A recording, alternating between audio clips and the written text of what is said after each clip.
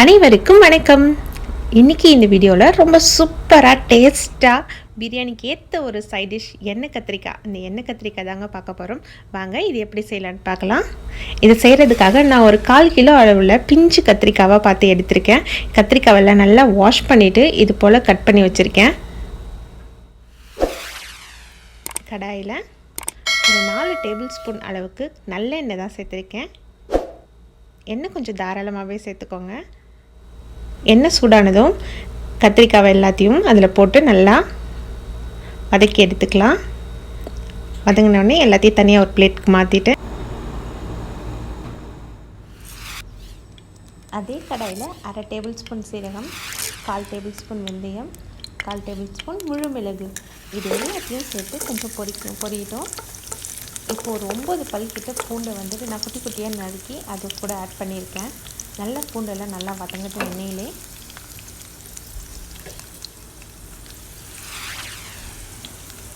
கொஞ்சம் கருவேப்பிலை, ஒரு கொத்து கருவேப்பிலை, ஒரு பெரிய வெங்காயத்தை, நல்ல பெரிய சைஸ் வெங்காயத்தை ஒரு வெங்காயம் எடுத்து குட்டி குட்டியாக வெட்டி அதையும் இது கூட சேர்த்துருக்கேன். வெங்காயம் நல்லா வதங்கட்டும், கோல்டன் கலரில் நல்லா வதங்கட்டும். இது நல்லா வெங்காயம்லாம் நல்லா வதங்கிட்டதுக்கப்புறம் நம்ம ஒரு தக்காளி, இதுவும் பெரிய சைஸ் தக்காளி, ஒரு தக்காளி அதையும் வெட்டி இது கூடவே சேர்த்து நல்லா வதக்கிக்கலாம். வெங்காயமும் தக்காளியும் நல்லா வதங்கின பிறகு அதே எண்ணெயிலே வந்துட்டு இந்த மிளகாய்த்தூள், தனி மிளகாய்த்தூள் 1 டேபிள் ஸ்பூன், 2 டேபிள் ஸ்பூன் தனியாத்தூள், உப்பு தேவையான அளவு இதையும் சேர்த்து எண்ணெயிலேயே நல்லா வதக்கிக்கலாம். தூள் வகைகள்லாம் எண்ணெயிலே வதக்கி செய்யும்போது ஒரு நல்ல கலரும் அதே சமயத்தில் டேஸ்ட்டும் நல்லா இருக்கும். இப்போது ஒரு எலுமிச்சை சைஸு அளவுள்ள புளியை நான் கரைச்சி அது கூட சேர்த்துருக்கேன். புளி கரைசலையும் சேர்த்து நல்லா கொதிக்கட்டும்.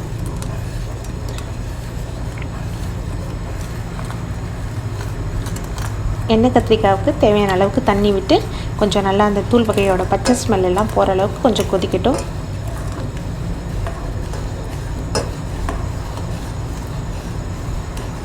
நல்லா ரெட் கலரில் இருக்குது பாருங்கள். கொஞ்சம் கொதிச்சதுக்கப்புறம் வதக்கி வச்ச கத்திரிக்காய் அதையும் சேர்த்துக்கலாம்.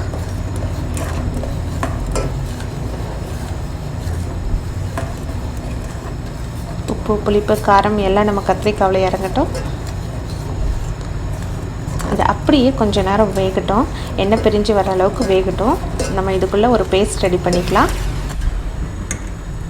இன்னொரு கடாயில் ஒரு டேபிள் ஸ்பூன் நிலக்கடலை, 1/2 டேபிள் ஸ்பூன் அளவுக்கு ஜீரகம், அதே 1/2 டேபிள் ஸ்பூன் அளவுக்கு முழு மிளகு, 1 டேபிள் ஸ்பூன் எள்ளு இது எல்லாத்தையும் பொன்னிறமாக வறுத்து எடுத்துக்கலாம். இதை தான் நம்ம அரைச்சி பேஸ்ட்டாக நம்ம கத்திரிக்காயில் சேர்க்க போகிறோம். இது ரொம்ப தீஞ்சிடக்கூடாது, பார்த்து பொன்னிறமாக வறுத்து கொஞ்சம் தண்ணி விட்டு பேஸ்ட்டை அரைச்சி ரெடி பண்ணிக்கலாம். அவ்வளோதான். இந்த பேஸ்ட்டை தான் இப்போ குழம்புல ஆட் பண்ண போகிறோம். நம்ம கத்திரிக்காவும் அதுக்குள்ளே சைட் பை சைட் நல்லா எண்ணெய் பிரிஞ்சு வெந்துடுச்சு பாருங்கள். எவ்வளோ ரெட்டிஷாக எண்ணெய் பிரிஞ்சு எவ்வளோ சூப்பராக இருக்குது, பார்க்கவே நல்லாயிருக்கு. இதை வந்துட்டு தான் இப்போ அரைச்ச விழுதை இதில் ஆட் பண்ணிக்கலாம். அரைச்ச விழுது, நம்ம ஆல்ரெடி வெந்துட்டுருந்த எண்ணெய் கத்திரிக்காய் குழம்பு இது எல்லாம் நல்லா ஒன்று போல் நல்லா மிக்ஸ் ஆகட்டும். எல்லாம் மிக்ஸ் ஆகிட்டு திருப்பி எண்ணெய் பிரிஞ்சு நல்லா வேகிற அளவுக்கு கொஞ்சம் டைம் கொடுப்போம். நல்லா வெந்துடுச்சு. அவ்வளோதான், திருப்பி சூப்பராக ரெடி ஆகிடுச்சு பாருங்கள். எவ்வளோ சூப்பராக எண்ணெயெல்லாம் அழகாக பிரிஞ்சு ஓரத்தில் வந்து நிற்கிது. இவ்வளோ சூப்பரான ஒரு எண்ணெய் கத்திரிக்காவை நீங்களும் செஞ்சு பாருங்கள். உங்கள் எல்லாருக்கும் ரொம்பவே பிடிக்கும். பிரியாணியோடு வச்சு சாப்பிட்டாலும் ரொம்ப சூப்பராக இருக்கும்.